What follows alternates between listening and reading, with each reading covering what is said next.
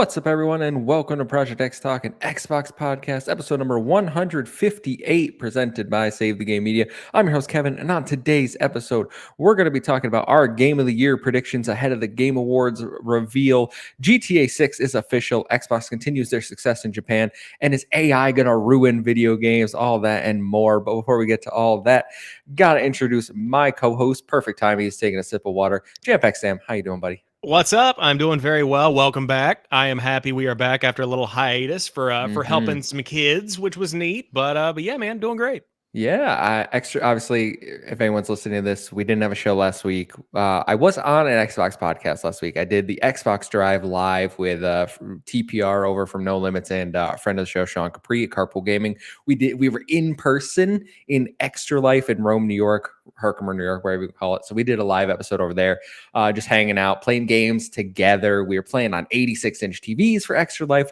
At one point we hooked up to a projector screen in a conference room in the hotel we were staying at. We were playing on there. It was some good times. But yes, we did Extra Life. We raised over $1,000 for the Stollery. So thank you to everyone who donated. It means so much to me, means so much to the team here that we were able to raise that. And I'm already thinking about next year, bigger, better, more prizes, better things for the stream. So stay tuned for that. But again, thank you so much. But now we're back to our regularly scheduled program. So this is Project XTalk. We are live every Thursday right here on YouTube. If you can't catch us live, we post Friday mornings on your favorite audio feed of choice. While you're over there, make sure to drop us that 5-star review, whether that's Apple, Spotify. Helps us in the algorithm, and we appreciate it. If you want to support us further, get early access to Save the Game Media content and exclusive Patreon content like post shows, host versus host, and I think that's it for now. Maybe some more coming, but choose the tier that's right for you over at patreon.com/save the game media, like Bucky Blue, Fabulous Brianna, Brianna's mom, Brianna's brother, Brianna's wife, Nikolai and Knight, Cypher Primus, Brendan Myers, Marcus O'Neill, Lillian, Mimi J, the Snack Network, David Hotright, Dave Harp, the Xbox Expansion Pass, Alpaca Tom, and Lee Navarro all did. Thank you all for your support. We appreciate each and every one of you. I think I covered the housekeeping, Sam. We have a lot of games to talk about. I'm excited for this episode because you've been playing some things I can't wait to hear your thoughts about. So why don't we jump into what have you been playing? Yeah, man. So the past 2 weeks have been very busy. Lots of Alan Wake. So I think that when we left off, I said that I was either just starting or was actively about to start Alan Wake Remastered. So I played that and finished it in the about a week before you went to Extra Life. And Great. then I think on the Friday you went to Extra Life, I got Alan Wake 2 and I started grinding through that. All right. Thoughts on remastered, first of all. I want to start there. What do you think? It's an old game. Yeah. I personally think it holds up pretty well. I think that if you go in expecting a 2010 game, yeah, it's fine. I think it's very jarring whenever the gameplay is better than the cutscenes, which is the case with Alan Wake Remastered. Like it's like they put all, and I think it's well done. They put all of the effort into making sure the gameplay felt as good as it could, and then the cutscenes, like they get the job done. They're fine-ish, I guess, whatever. But yeah, if you go in expecting a 2010 game, you're gonna get it, and it's still good. Like the narrative is good, and I'll tell you, if anybody out there is thinking about playing Alan Wake 2 and you're like, do I need to play Alan Wake or Alan Wake Remastered before you play 2? Yes. Please play Alan Wake 1 because everything else, the little details, make so much more sense coming off of Alan Wake Remastered. Absolutely. Yeah. And you could go as far to say you should probably play American Nightmare and even Control DLC. Yeah. For Alan, not necessary, but if you want the full picture, they do add a little tidbits, but nothing that you're really missing, like not playing those. Yeah. But I haven't played American Nightmare, and I like dabbled in Control. I get the connection, like I know the background. But especially with Alan Wake Remastered, like you really need to play the first one. I think that's kind of the assumption. You've at least played the first one to go into the second one. It's just such a better payoff. Like the characters that come back, the little cameo things. It's great. Yeah, absolutely. Well, so you're jumping into Alan Wake 2 now. I beat Alan Wake 2. I beat it on stream at Extra Life. It was like 2 in the morning. Nice. And I told everyone, don't look at my 86-inch TV if you don't want spoilers. And then I just played it for like 2 hours and wrapped that up after playing it for like 4 the day before in the conference room. And I gotta say, so we have a full review discussion and spoiler cast with me, Sam Heaney from No Limits, and then Liv from Between Two Gamers going out tomorrow on the channel and audio feeds. So if you're looking for a more in-depth Alan Wake 2 discussion with spoilers, check that out tomorrow. But I will say, Sam, right now, Alan Wake 2 is my game of the year. Dang. All right. All right. I love this game. Can't remember the last time, and some people will hear this if they listen tomorrow, but can't remember the last time that I was so engrossed by a narrative. I loved every second of this game. I think the gameplay is okay. And some people get on me for this, but I think the gameplay of the first one is kind of better than the second one.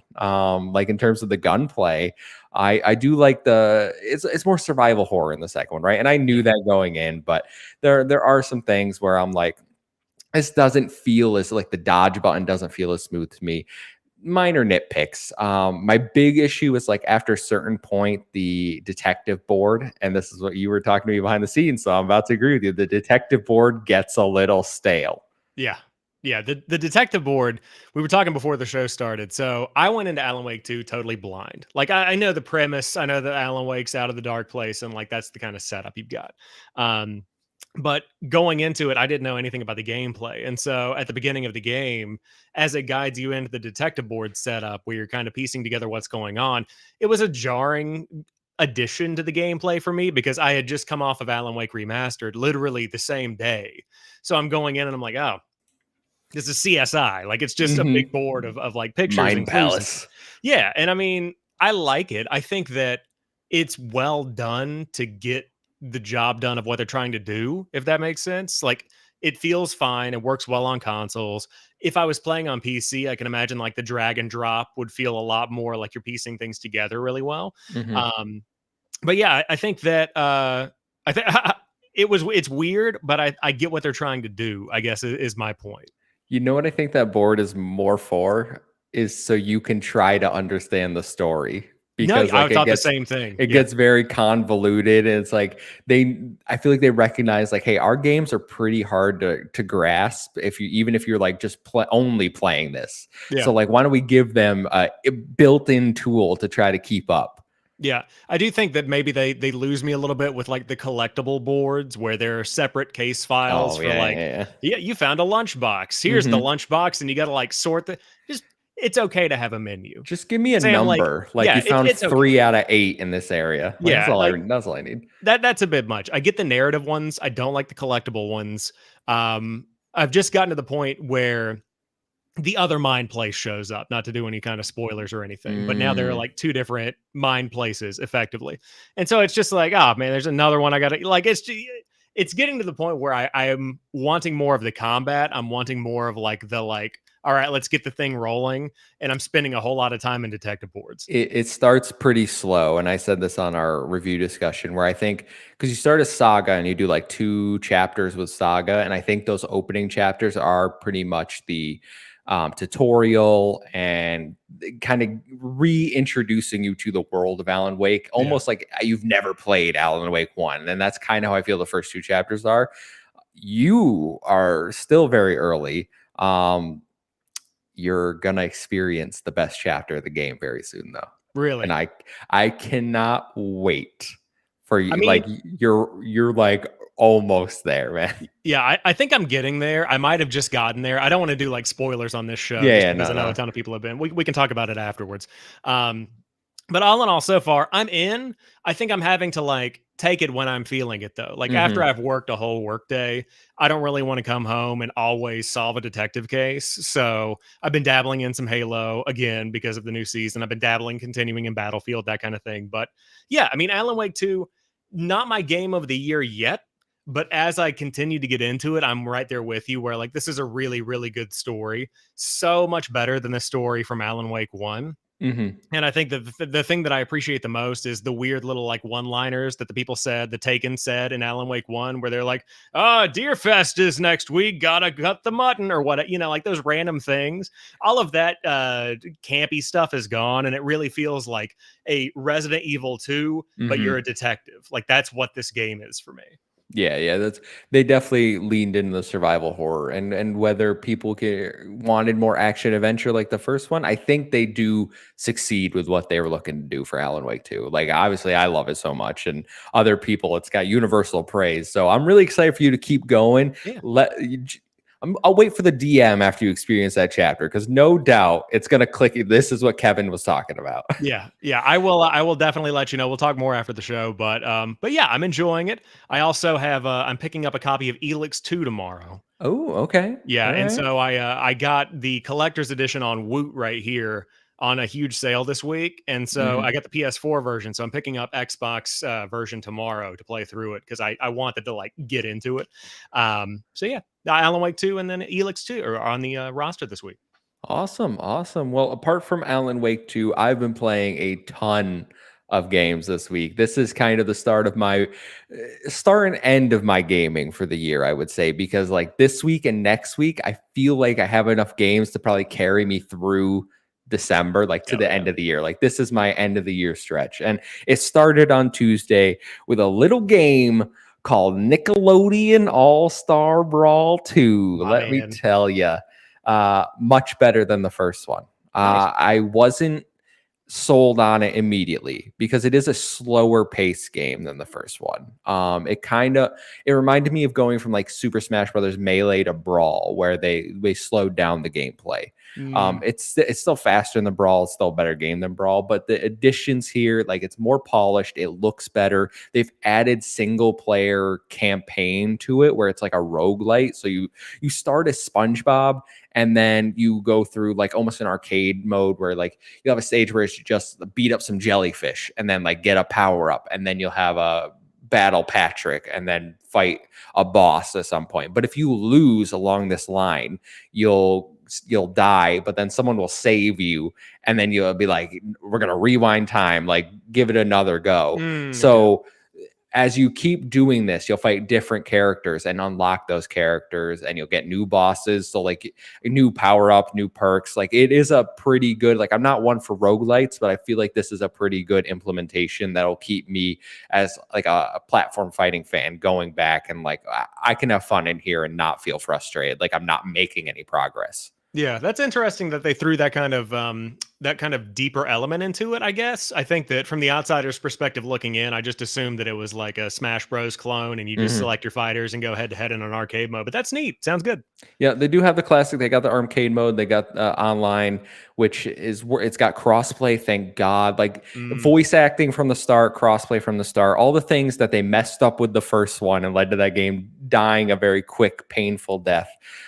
They seem to have corrected here. So I'm excited to play more of it. I've only put a few hours into it because today, two games dropped that I've put about 2 hours into each, and one is Tales of Arise Beyond the Dawn. This is cool. the DLC expansion for Tales of Arise, which was my game of the year 2021. I love Tales as a series. That's my favorite gaming series.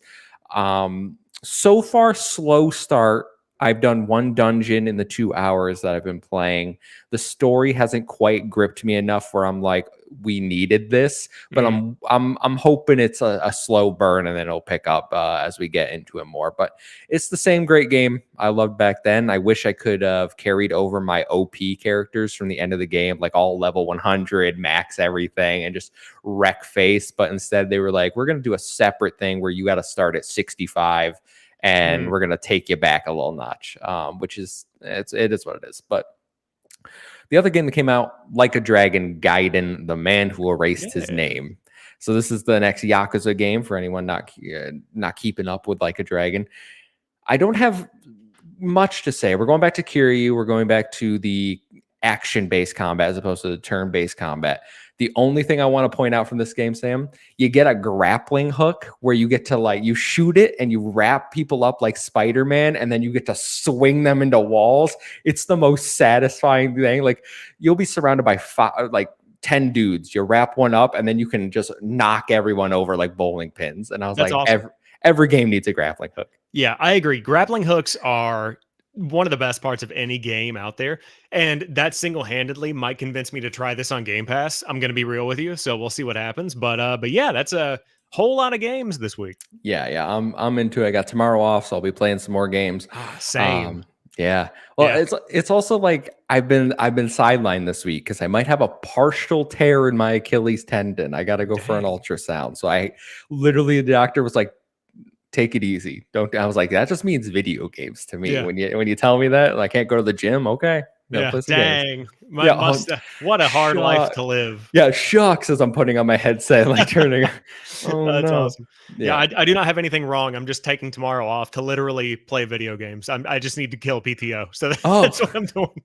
Oh, I have tomorrow off for Veterans Day because Oh, like yeah. even because it's weekend, but we get it before. Yeah. I did that though. The end of December through January, I got like Yep. 13 days off, and I'm like, that's gaming time. Yeah, I'm trying to not abandon the people that I work with. So I'm like, I'm just going to drop a Friday every 2 weeks until the end of the year and just do whatever. So I was originally going to be grinding Call of Duty, but I'm not doing that Mm. because Modern Warfare 3 is, I'm good. Thanks. Did But you I've got, play the? Have you played? Did you buy it at all? I know no, you. no. Okay, because Yeah. I've heard mixed things on the campaign. I know Court Lalonde over at Carpool was telling me it's pretty good.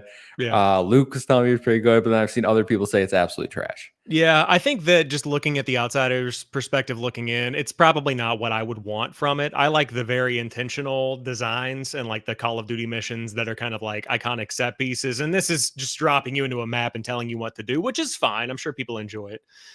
But yeah, this will be a Game Pass play for me.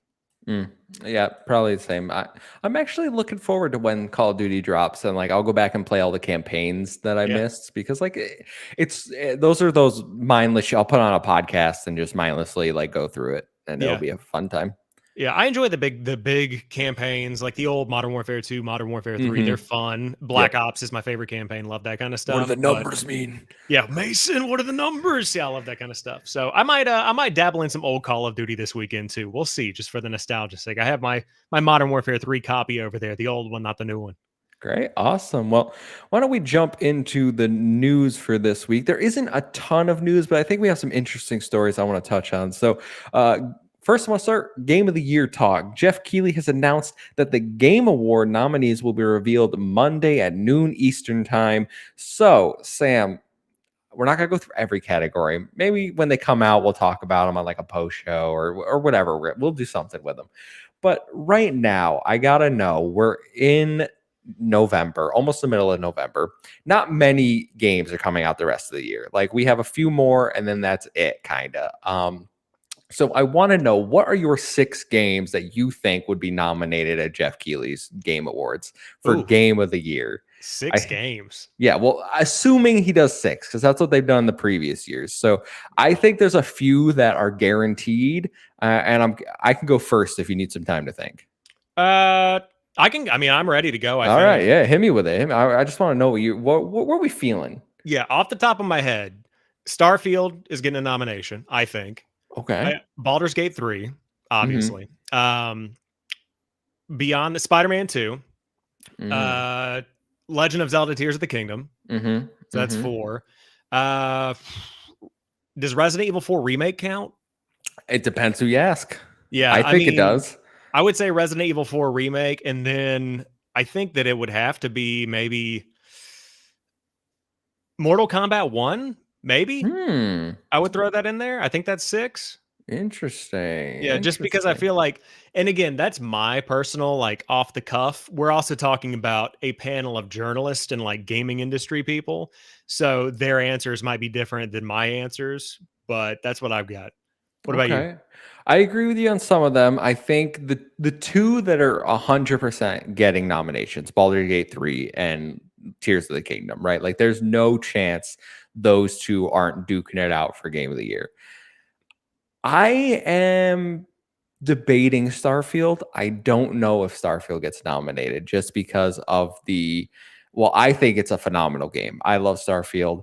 I think critically it was a little divisive. Like you look at Yeah. the Metacritic score compared to some of these other games we're talking about, I think it's a little lower. So I think we see Tears of the Kingdom, Baldur's Gate 3. I think Spider-Man 2 is going to get a nomination. Yeah. I think Alan Wake 2 is going to get a Yeah. nomination. Yeah. For sure. I think I I could see think, that. yeah, I feel like that's the game that like critics love, like the third person narrative. Um, I'm gonna go.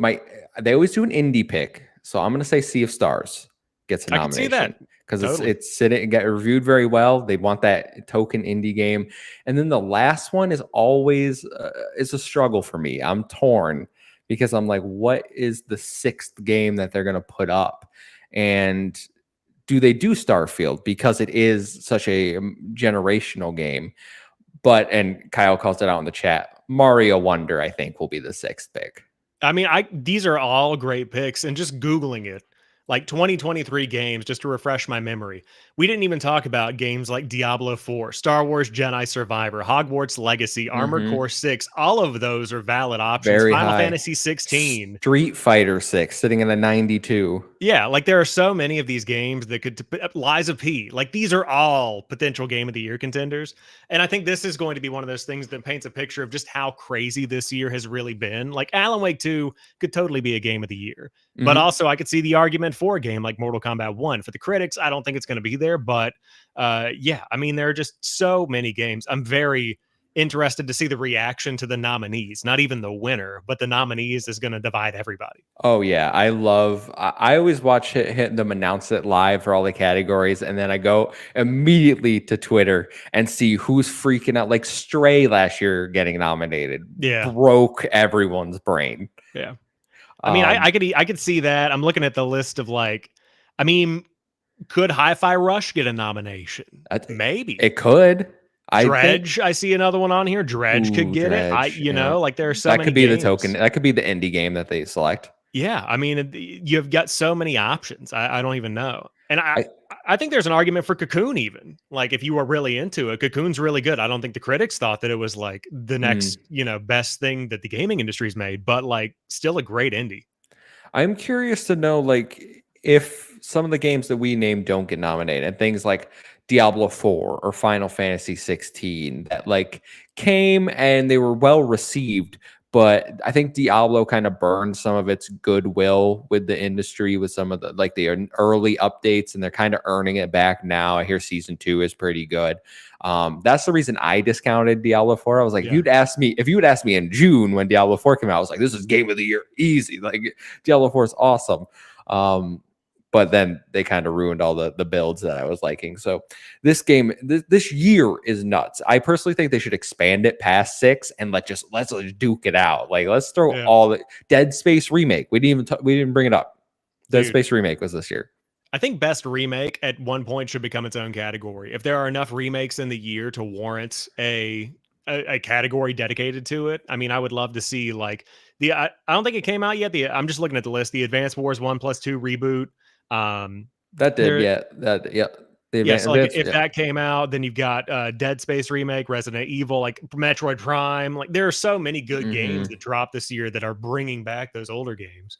So I Yeah. think it's valid. Yeah, I think this will lead people to the discussion of like, should remakes be eligible? And I think it depends on like how much has changed. Personally, that's my Yeah. opinion. I know some people disagree. They're like, "Oh, that game already came out," but something like Resident Evil 4 changed like it was different than the original Resident Evil. Yeah. Dead Space was even different than the original Dead Space in some regard.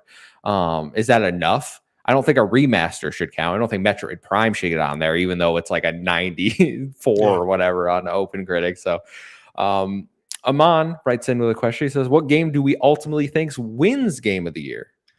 Baldur's Gate 3, I think, is a pretty good lock. Just thinking about how the critics reacted to it and how it was just. It's hard because I always gauge the general public's popularity or feeling on a game based on if I see TikToks about it that have gotten a ton of engagement, like it's like a Mhm. mainstream thing. And I saw so many posts and things on social media, people talking about Baldur's Gate 3 in a way that I don't normally see it with even a game like Diablo 4 that's come out. So I think Baldur's Gate 3 locks it down.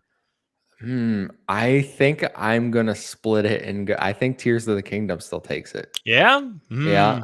Mm. And I'm just gonna say I watched Sean Capri play that for almost 2 hours at Extra Life last weekend. That's not a Kevin game. I Nah. was I was sitting there and he tried a puzzle for like 30 minutes. And I Mm. was like, bro, I would have looked up how to do this 20 minutes ago at Oh least. yeah. I don't have time for this. Yeah, I think I appreciate what Tears of the Kingdom brings. I have not played it. I've watched some of it. But I think that it's not a game that it would be for me either. I also think that it might have. Do you think timing is an element in these Game of the Year conversations where it came out at such a time that immediately it was a shoo-in for Game of the Year, but so much has happened since then that maybe it makes the Legend of Zelda Tears of the Kingdom launch feel kind of faded in people's minds, I guess, and they won't think of it like that. I think that is the case for a lot of games like Dead Space Remake, Resident Evil, Hi-Fi Yeah. Rush, games that are in the 90s, and we've kind of just forgot about them because this year has been so insane. Tears of the Kingdom, I think, has a little more staying power in like people's mind and in the cultural zeitgeist. But I've changed my game of the year like 4 times in the last 4 months. I swear to God, every time I play a new game, I'm like, I don't even know what to do with this shit. Like I feel like it's just recency bias, but also like how can I deny how I'm feeling at this point Yeah. about some of these games that just keep coming out. Got to follow your heart, man. Gotta follow your heart. Captain Logan, Baldur's Gate 3 was popular online because it was horny. Fair, fair. And Ghostly, that's what's going to get a Game of the Year. Ghostly March also thinks Tears of the Kingdom takes it. I think ultimately it's gonna be between those two. Yeah, I could If easily see that. if something else wins, like we have an It Takes Two moment, surprising everyone. But I think those two are. And personally, if neither of them win, that's fine because the other games are probably just as deserving, Oh even if they yeah. don't have the 97. Yeah, any game that we've talked about in this little discussion is totally deserving of a Game of the Year. And again, I think I've said it here, I'll say it again now. If you don't see your Game of the Year on this list that comes out on Monday or whenever that is, Mhm. whatever, I don't know what day it is. Whenever the list comes out, that can still be your Game of the Year. It's okay. Like everybody's got their own Game of the Year, and just because one might not get that popularity or that notoriety does not take away the value of like your own. I think we both said Spider-Man 2 was going to be included, Logan. Yeah, Yeah. we talked about Yeah. it a little bit earlier. Yeah, both. I think it made both our lists. I know it made my. Yeah. I do not think it's going to be a top finalist though. I don't think it's going to make it to the end where it's like if it's down to 2 for people in their minds. I don't think that Spider-Man 2 made the same cultural impact that the first Spider-Man made. So, I think the Baldur's Gate 3 or Tears of the Kingdom might just be bigger in a way. Yeah, I don't think it's going to win, but I think it'll be nominated. Yeah. For sure. Alpaca Tom writes in with another question regarding the Game Awards. What games are you expecting to see trailers of at the Game Awards? Grand Theft Auto 6. I was gonna say this leads us perfectly into story number 2. Yep. Rockstar has confirmed they're gonna reveal GTA 6 next month. Sam, you think it's gonna be at the Game Awards? Yeah, I mean, they said early December. December 7th is the Game Awards. I can't imagine that they're going to be doing their own thing. I feel like that would be weird. I also think that there's been a lot of Rockstar representation of the Game Awards in the past. Like they had the choir that did Unshaken, I think is what the name of the song is, that was doing like the Game of the Year choir chorus orchestra thing. They were doing like a big Yes. presentation, and so I feel like Rockstar has always been traditionally a part of this show, so I could easily see it probably being there. Yeah, I think as soon as we saw that pop up, I was like, okay, so it's basically a lock for the Game Awards. It's got to be. It would be very strange if it wasn't at the Game Awards. And the fact that they're putting out this statement that's like, we're going to reveal in early December, and the gaming community knows, like, well, like the most logical place. If it's not there, Jeff Keighley's still going to be raking in like the viewership and everything. So maybe there's a little marketing strategy here. The only game listen, the big game I want to see at the Game Awards is Hellblade 2. I want a combat trailer and I want a release date. Okay. That's what I think the way they've been talking about it, I know Matt Booty just did a recent interview where he listed like the games that are coming, and he listed Towerborn before Hellblade 2, but he said Ara or Era, whatever that strategy game is called. And they said Towerborn, they said Hellblade 2. Made it sound like those were the next ones up, because before that, he was like Forza, Starfield. So I think it'd be perfect. Drop it at the Game Awards, get people excited. You revealed the game at the Game Awards like 4 years ago at this point. Let's come full circle. Let's get it out there. I would love to see some Hellblade too. I would love to see Avowed as well. I think that might be a little further out. We've obviously already seen a pretty deep dive on Avowed, but Hellblade 2 gameplay would be really nice. Really anything. I think that I'm very open when it comes to the Game Awards. I go in with I guess low or reasonable expectations, and then I'm just enjoying the show at this point. I think that anybody that sets their expectations a little too high might be disappointed. So I just kind of go in blind and see what happens. But yeah, I think they're all valid. I go in hoping for it's not going to be 4 hours. Like, just give me that 2.5, and then we'll call it, Jeff. Okay, because yeah, you had a few long, and I think he's learning. But if we want to retract back to GTA 6, are you excited for GTA 6? I gotta know your gate. Like, are you looking forward to the reveal trailer? Are you looking forward to the game? Like, where you stand on GTA? I'm looking forward to the reveal trailer. I want to see what the story is.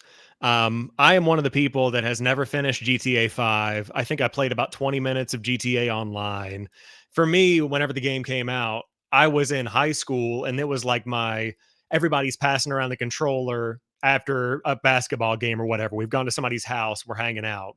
That was the game that we played. And then that continued on into college. Whenever I'd visit my friends at colleges in other towns, we'd go and crack some brewskis or whatever, play some GTA. Like, that was just the thing you did. And with GTA 6, probably not gonna be doing that anymore. I don't really want to do the party GTA thing anymore. Just not my thing. So no, I'm probably not going to play it. Maybe when it comes to Game Pass, if it does what GTA 5 did, like way on down the line. But yeah, I'm excited for it. Not excited to play it, I guess, is the short answer. What about you? Uh, Luke for Xbox Expansion Pass in the chat says GTA doesn't do much for me, but I know I'll play it. I'm with you on the first half of that statement. GTA does absolutely nothing for me. I have never understood the appeal. Like, I don't even like the art style of GTA.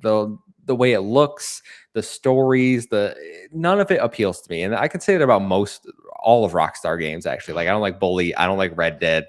None of their games do anything for me. Yeah, that's come at me. I understand. I'm not. If you enjoy it, great. I'm excited for the people to be excited. Like, I can't wait for the GTA 6 reveal so I can see all my friends and everyone be excited to play the next game. Like, because I don't know if you saw on social media the post the picture when GTA 5 came out versus now. Yep. That was going around. Yeah, I saw that. And it really made me realize, like, this game has been been forever. Like, yeah, we've been waiting for years. So I'm excited for it to finally come out and for everyone to lose their mind and it to sell 200 million copies and Rockstar to be billions and billions of dollars richer. But I can't say I'm excited to play it. I probably won't play it. I have GTA 5. I got it at some point on Steam. I played it a little bit with my friends, but it was like, let's go into GTA Online and play tennis or race cars or do like silly stuff. It was never, I'm going to go dive into the campaign. Yeah, I think for me, the beauty of GTA 5, especially whenever it first launched, was the technology behind it where you could go from one character to another. And obviously there was a loading screen that was hidden there, but the experience of jumping from Trevor to Franklin to like whatever character you want to play as, you just jump in and you're in a different part of the world doing something else. That was revolutionary. And GTA is just this giant sandbox that people enjoy. And there's the RP side of it that's gotten incredibly popular on Twitch.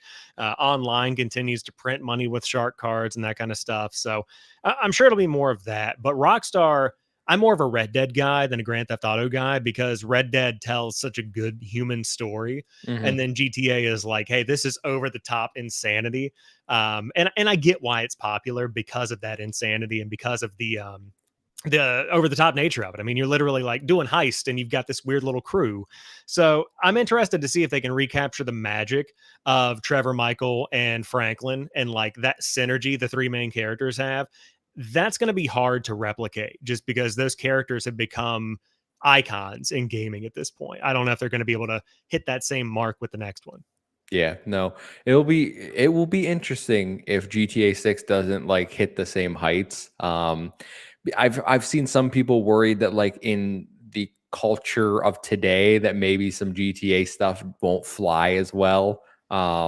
We'll see. It is satire, so I think they should have a little more leeway than not, but we'll see what happens. I expect that to be at the Game Awards, which we'll be live reacting to right here on Save the Game Media. So if you want to watch that with us on December 7th, come hang out. Yeah.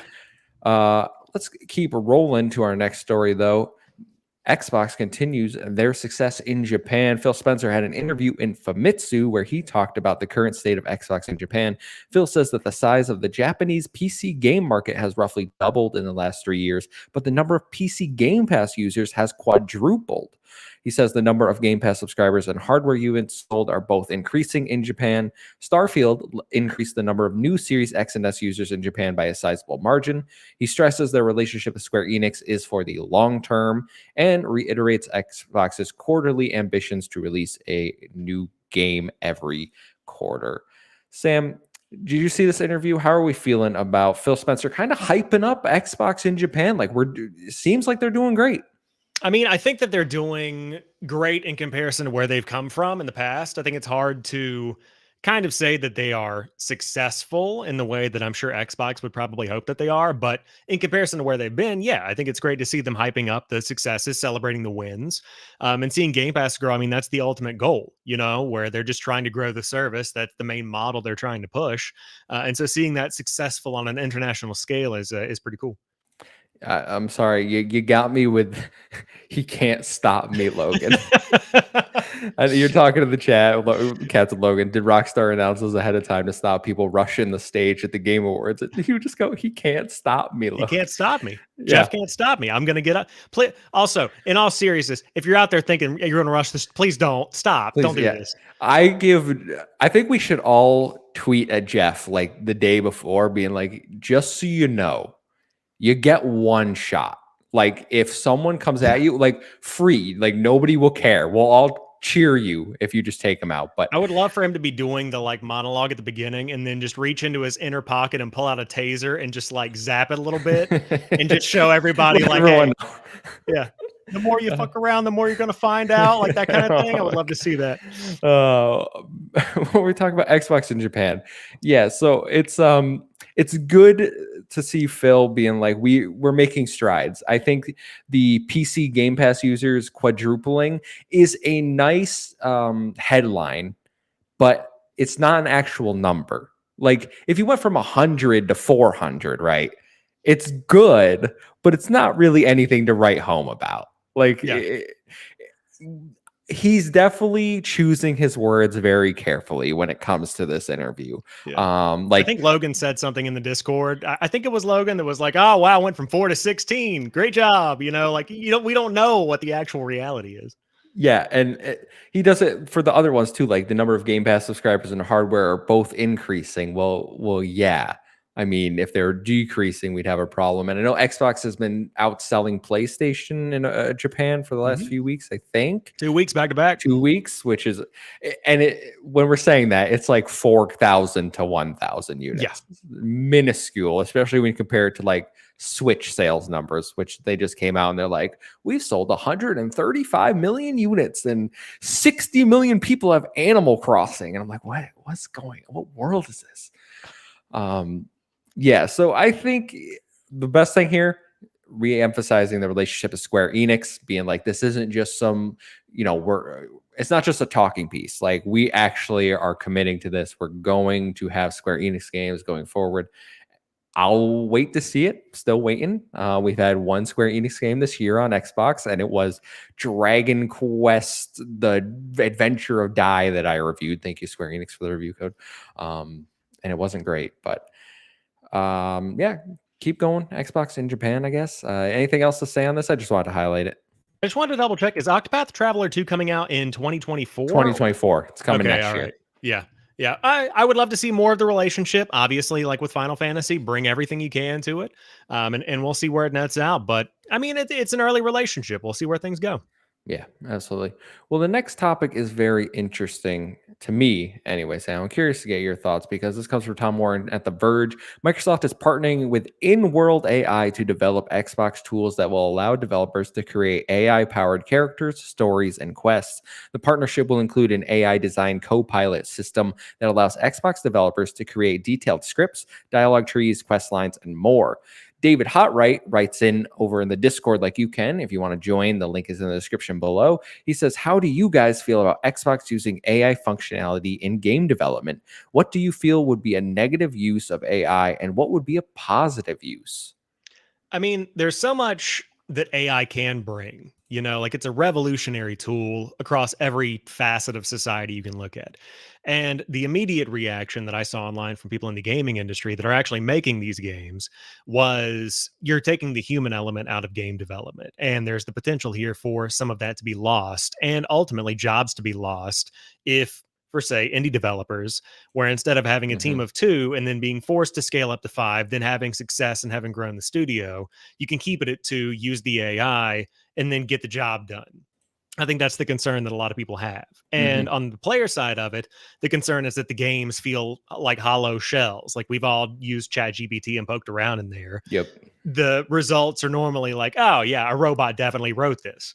But I do think on the flip side of that, if you give people tools that scale well and you can train them to use them in a way that, like for instance, I know that like with textures and environment creation and stuff like that, there are tools today that can be used to basically copy and paste different elements, Hmm. kind of add some random generation in there, and then you're scaling up this world 10 times faster than you would if you were placing things hand placed, one by one. So if it's something like that, where you can put in a prompt of some kind, you can put in what you want and then fine tune it, and it helps developers work easier, maybe put out more games. Like instead of having one game every 5 years, you're able to put out your sequels faster or whatever it might be while maintaining the creativity and maintaining that autonomy from the technology, then it could be cool. But there's a big could there. Like it's a lot of ifs and when it's not for sure. Yeah, I actually was having this discussion with community member Brian Eck earlier today in DMs because he's very much in the we shouldn't be doom and gloom about this because we don't ultimately know how it's going to pan out. And I want to have his optimism and positivity. I want to be like the developers will use AI to make their games, cheaper, quicker, more efficiently, and like it will lead to better products for consumers. But when I see things like this, my first reaction is what you were talking about, Sam. It is, well, I have a very hard time from what I've seen of AI, believing that they can write scripts, they can write dialogue as good as a human being. And even if they did, like it takes away the art of what makes games. Because you see people like, oh, here's my AI generated art online. And I'm like, that's not art. Like if you just put a prompt into an AI and it spits out a picture, you didn't do anything. All the AI is doing is learning from everything on the internet, sucking it all out and spitting based on parameters. Like that's not art. There's no emotion, there's no connection, there's nothing that makes like the human soul isn't put into it. And that's like the artsy answer, right? Like that's the human emotional side. So I understand from a business perspective why Microsoft would want to do this. They're looking to be like, how can we save money? How can we make game development more efficient? And maybe this doesn't work out. Maybe they try this and they're like, you know what? The game kind of sucks when using AI. Yeah. It's very possible. I don't know what's going to happen. I'm cautious more than I am optimistic, though. Yeah, I mean, I think there's always the potential for it to be bad, and it could backfire and whatnot. And it could come down to it being used for specific types of games, the smaller indies that are just kind of like putting stuff out into the world. Like, I Hmm. mean, it's a bad example because it didn't use any kind of real dialogue, but like Donut County, for example, where it's like a smaller, kind of isometric, quick little 3-4 hour thing and you're done. Maybe this tool could be used to add some beef to that. But Speaking of that, how would you? Because a game you played, the finals, got a lot of yes. crap for using AI voices, Yeah. right? How would you feel if those smaller games used AI for voices? Something that probably isn't in their budget, right? Like they can't afford to hire voice actors and voice the whole game. Would AI be a positive to bring in and use for those situations? I think it depends. I think it makes it really hard to want to get into voice acting if you are seeing AI continue to grow like that. On one side, with the finals, it's very cool because the AI plugs into what's going on in the game. So you have real time commentary on things happening in the world, which Hmm. makes it a more engaging experience rather than just like, ooh, triple kill. It's like, oh my God, he just dove off the building. Like, that's a much better thing when it comes to describing what's going on. But on the flip side, I've been dabbling around in Thirsty Suitors, a game that came to Game Pass this week. I I didn't want to mention it. play that. I want to Yeah, play that. I didn't mention it at the top of the show because I just started playing it right before on Cloud. Actually, it's a really good Cloud game. Um, but the one of the developers behind that was on Kind of Funny this week, and he was talking about this story in particular and how their team went out of their way to sign contracts that basically said you can't use AI for this project. Like it's got to be a unique. You read the script, you record these voices, and I can tell you, like an hour into the game that I'm in right now, you can Hmm. feel the characters. Like you can Yeah. tell that it's a much deeper and more intentional kind of performance than we probably would have gotten through AI. And so I think that it can be used in different ways. Like with the finals, I think it works because of the way that it's being implemented. But for a game like Thirsty Suitors, that by all means is an indie, like in every sense of the word, they found the budget to go out and get these people to do the voices. And I think it's paying off. It's interesting. You say like the finals, it reacts to what's going on and like generates dialogue. Like how many times have you played a sports game? And this is I encounter this. Like I play FIFA a lot, and I hear the same dialogue over and over, and some of it doesn't even make sense for like what actually happened. But it's like, oh, a save occurred, so like spit out one of four dialogue options, Right. right? Is the finals like how often do you hear them repeat stuff, or is it actually like they're generating stuff to say on the fly? I think that it's pretty much being generated on the fly. Now, I did not play Okay. it long enough. We didn't talk about this. I was not a fan of the finals when I dove into the beta. Oh, Did not dig it at all. damn, Um, that's disappointing because I know you thought it looked pretty good. yeah, I was hyped about it. I played it on Xbox for like an hour. Just not good for me. Probably better on PC, but it's just it. Yeah, I'm fine. I'm gonna hold off on that. But from what I'm hearing, I mean, it seems like it is pretty varied. Seems like there's a lot of variety Okay. in the way that the speech is kind of generated there. So yeah, I mean, I think that it's much better than FIFA probably brings to the table. Yeah, Ghostly March. I read an interview where voice actors are telling people not to get into the industry because the future in it is bleak.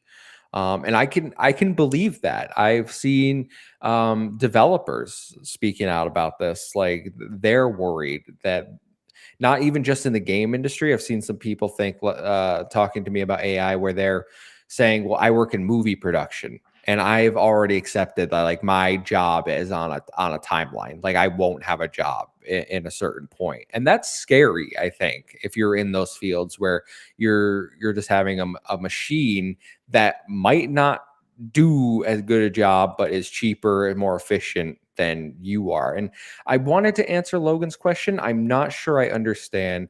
What if they save the money by using AI and put that towards the next game instead of laying off the person they hired who isn't needed anymore? Wouldn't the person not exist though because they have the AI? Like the person would never been hired, no?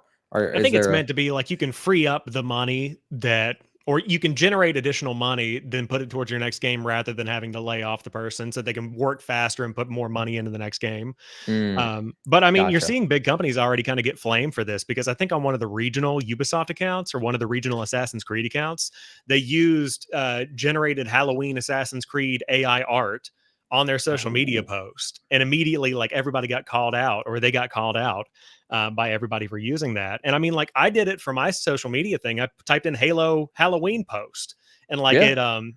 it generated a really cool like jack-o'-lantern Master Chief thing. And like, of course, I'm going to throw it up on threads. And I always try to like at least put some kind of like the Bing thing down in the bottom left-hand corner or something to show that it's AI. Hmm. But then when it's taken out of context and people are using it left and right, at the end of the day, the consumer isn't going to think about where it came from. They're just going to be like, oh, cool, neat. And so that's the point, that it's scary whenever we don't have to think about the people that make it happen anymore. Hmm. Yeah, and especially this year where we're seeing layoffs upon layoffs. Like I don't know if there's ever been a time like this where we are thinking about the human element of video games. Like we've had so many great games this year as we discussed, but we've also had so many layoffs. And I think before we went live, I saw that the Warframe developer was hit with layoffs, and like it's every single day at this point where people are getting laid off in the industry. So I think people are very I mean, they're sensitive to it, but for good reason, I would say. Yeah, definitely. I mean, it's that we haven't seen a revolution on this scale since the formation of like the assembly line and then automation of that. And as people are less in factories doing like the manual labor stuff, they had to transition to different kinds of jobs, white collar jobs that popped Hmm. up. Like it is a generational leap, and it's happening really, really fast, like more than anybody could ever have thought. Yeah, absolutely. Well, everyone, let us know your thoughts in the comments down below about AI. Could be good, could be bad. We'll wait and see. Let's jump into listener questions to round out the show, though. Sam, we got a question from Sam Heaney over on No Limits. He says, with the recent restructuring of Xbox management to hopefully better oversee the new army of studios, I like how he says army of studios, do you envision that Microsoft will keep the foot on the pedal and acquire more studios over the coming months, or hold off for a while and figure out what to do with the ones they have? It's a really good question. I think that smaller acquisitions could still be on the table. I don't think you're going to be seeing them buying Rockstar anytime soon or anything like that. That's okay. We don't need them. Yeah, I mean, they're apparently horrible games anyway, according to you. Yeah, that's right. That's right. That's right. Who needs GTA 6? No, but I could totally see them buying like smaller studios that might help supplement their ongoing needs. Like, I'm not sure if they've already done this, but for example, some studio that specializes in like skyboxes, they could be used for whatever game might need a good skybox, like the more tool based acquisitions rather than the talent and IP acquisitions, like what happened with Activision. I could see some of those coming down. I will say it until it happens. Asobo is the only team Microsoft needs to acquire going forward. Like Microsoft Flight Simulator, a Plague Tale. You're sorted. You got your third person over the shoulder narrative game. All right. I will beat the drum until they're under the umbrella. Or, if they stay independent, that's cool too. I don't really care about acquisitions all that much. I'm just Yeah. saying if we had to pick one, I see people over there. Sega's next. I'm like, let's calm down. No, We, I don't we, think so. we all need to calm down. Kyle writes in. So, you might like this one. With Call of Duty Modern Warfare 3 campaign flopping and the new maps being DLC, which is basically affirmed by the whole trophy list on PS5 being DLC, do you think it's time for COD to stop yearly iterations and just focus on live service? Do you think Xbox will have them reshuffle and reorganize their focus? I think it's a really tough thing. I think that it makes a ton of sense for it to really just go into the live service thing. The multiplayer side of Call of Duty should be free to play. I'll just say what I think. Um, because when you pay for the price of entry right now for $70, you do get the campaign, you get the zombies, and I think those stand alone as like purchases. With multiplayer, I feel like there's this free to play model that already exists because there's so many microtransactions in the game. The battle pass is already there. How much money are you losing versus what could be made by getting more people to jump in and play the free to play game? And that's a question for the accountants over at Activision and Microsoft, because I'm sure that it's like this year's game. I know that there are people that like it, like Luke in the chat. I don't know how Logan feels about it. I know that I've seen a lot of people criticize it. I've seen a lot of people enjoy it, but when it comes down to it, the campaign and the zombies provide the value this year, and the multiplayer feels like an expansion for Modern Warfare 2. Pretty much is Mhm. across the board. And so if that had been a update to the game and more people are coming back to it, or even if you went back to like a DLC model where for $30 you get the campaign and the zombies mode and then they throw in the multiplayer maps, whatever. I would love to see this be a live service free to play game because it's got just enough battle passes and microtransactions already. So I don't know if they'll go that way. We'll see what the numbers say, but I do think changes will probably come with Xbox now that they have Call of Duty. I would assume for the better. If anything, they're going to be really leveraging that marketing next year, and so with that, they want that game to reflect the Xbox mindset. So I think it might feel less predatory, but again, I've said it before. If the money machine isn't broken, if the money machine isn't broken, don't break it. So if it's printing cash, totally valid. Leave it the way it is. Luke in the chat says it was definitely DLC and it's not the best, but I had fun and think people are being too hard on it. To answer the second part, do I think Xbox will reshuffle and reorganize?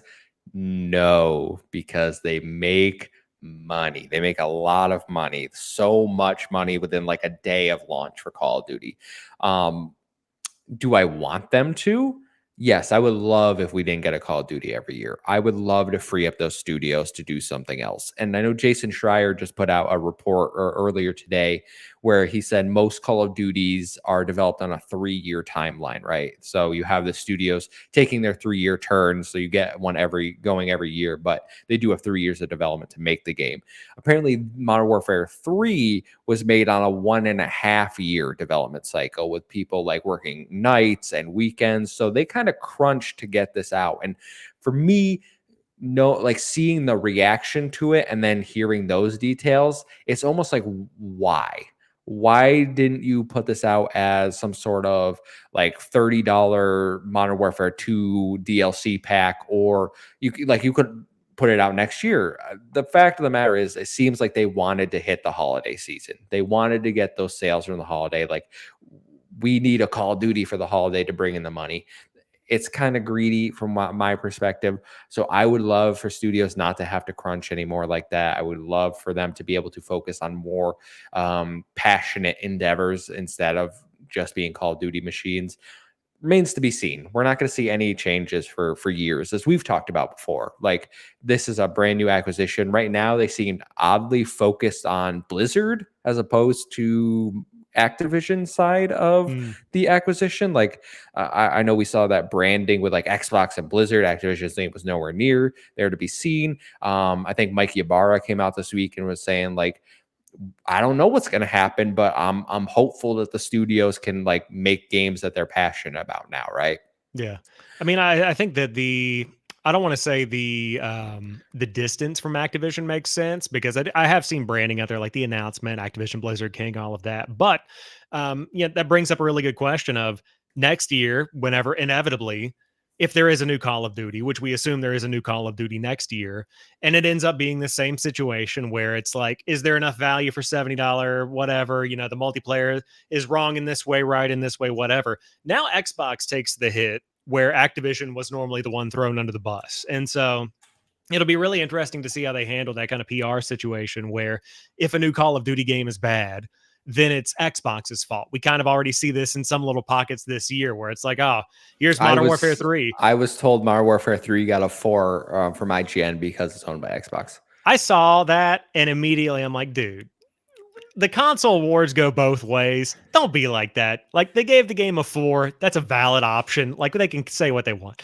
But yeah, I mean, Xbox has taken responsibility with this acquisition now to take the heat whenever something comes down the pike. And so I think if they kind of branch away from that Activision branding, like they've got a lot of HR issues with Activision Blizzard that are still ongoing, that are supposedly being dealt with behind the scenes. You've got the game issues, the microtransactions, the hostility, the predatory stuff. It's a lot to handle. And so I think BlizzCon also played a part in that, where that was just a big news Luke topic pointed that out in the chat. I totally forgot BlizzCon even happened, which is, I probably should have included something, because I think they announced a bunch of, it's under Xbox now, so it's Xbox news. I think they announced the first Diablo 4 expansion for next year, right? They announced some World of Warcraft 3 of them, I think. Like, what's going on over there, right? Yeah, I mean, from the reaction I saw to BlizzCon, seems like they're already moving in the right direction. Obviously, that's not Xbox's fault. That's a Blizzard thing. But Yeah, I mean, there's a lot going on right now. There's a lot to handle. The reshuffle is trying to get things in the right order for them to be handled appropriately, and we'll see what the next few years have in store. You know what's interesting about this Call of Duty, and then we'll move on, is the fact that it's being bundled with PlayStation 5s for like free. I think they're getting it's like Yeah. 500. So Activision or Sony is very much like, it's okay. We'll take the hit on this one. Just we want to get the people in to the ecosystem before it goes to Game Pass next year. And I did see a rumor that Xbox was also going to release a Modern Warfare 3 bundle. I don't know if that's been like confirmed. I believe they are. I think Okay. it's one of those not branded bundles. Like it's just you buy the game and you get the free copy, and it's not like Okay. a box art thing. Okay. Probably marketing for that, but Yeah. that's good.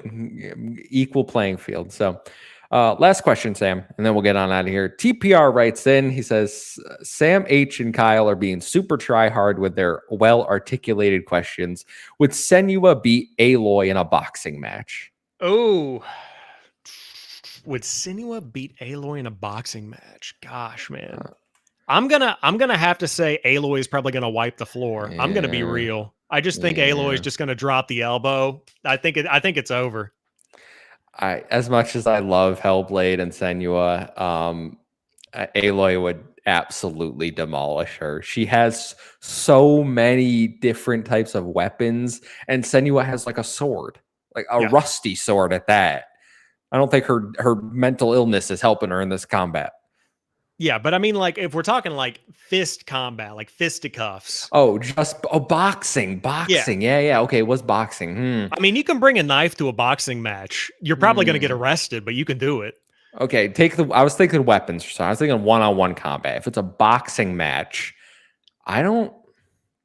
I don't know. I feel like Aloy is pretty hard carried by her like little focus and Oh, her you think so? technology. Yeah. I I don't know. The don't training scenes at the beginning. I mean, she trained. I think his name was like Roth or something. One of his names. yeah. The dude at the beginning. Like they trained for a long time. I still feel like Aloy's got it because she's more of a survivor. Now, I do want to say, Ellie is going to kill them both from Last of Us. Just going to take them out, no problem. Like it's over at that point. I think so. I think so. Yeah. Hmm. She's a kid. She's a kid She's a kid. in The Last of Us 2. She's still what's she like 16 in the last of us two? No, she's like 20 something. Really? Is it that far Yeah. in the future? Oh yeah, totally. Yeah, Oh. 100%. How old is Ellie in The Last of Us 2? 2. Sorry, Google did me dirty. Okay, so she says she's 19 in The Last of Us Part 2. So coming up I, on 20. how old's Aloy? How old is Aloy? She's got to be like 25. 25. Aloy in Horizon Forbidden West. 19 or they're the 20. same. They're the Ooh. same. How old is Sinua? I don't know if there's any frame of reference for that. 17 to 22 is what Reddit tells me. I think Senua's getting owned, guys. As much as I like, I don't think she's got it. Oh, She's a little scrawny. She's like starving in some like Nordic country too. Yeah, she's more of a battling inner demons rather than like Mhm. other teenage women. I think. Yeah. Sorry, Senua. We still love you. But that will do it for our show this week. Thanks everyone for hanging out. If you haven't, make sure to hit that like button down below. It does help us out here on YouTube. But Sam, thanks for hanging out with me. Where can people find you and your lovely content, my friend? Yeah, you can find me on Threads, TikTok, Instagram, all the good places out there making stuff throughout the week, gaming shorts, big videos on Sunday, and of course, hanging out with you every Thursday. Always a pleasure. Absolutely. Happy to be back. It was a good, I had fun at Extra Life, but doing a podcast is a great time. But speaking of Extra Life, our donations are still open through the end of the year. If you do still want to donate, you can. You won't be entered for any more prizes because I already shipped it off to Canada, but you can still support us and the children at the Stollery. But you can find me over on X at the Muffin Mon. It's a 1 instead of an I, O instead of an A. Follow us at Save Game Media over on X, Twitter, whatever you want to call it. Until next time, we'll see you.